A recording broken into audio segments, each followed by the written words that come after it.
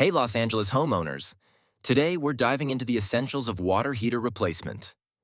Whether your current unit is on its last legs or you're just exploring options, understanding the costs involved is crucial.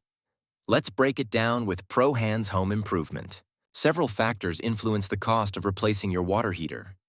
The type of water heater, tankless, electric, or gas, plays a significant role. Additionally, installation complexities, your home's energy efficiency needs, and even your location in Los Angeles can impact the final price. In 2026, the average cost for water heater replacement in Los Angeles ranges from $1,500 to $3,500.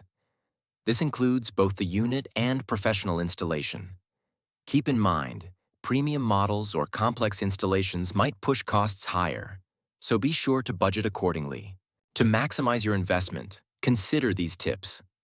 Regular maintenance can prolong the life of your water heater, and opting for an energy-efficient model can save you money in the long run.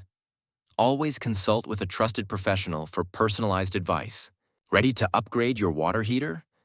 Visit ProHandsHandyman.com for expert advice and professional installation services. Let us help you make the best choice for your home.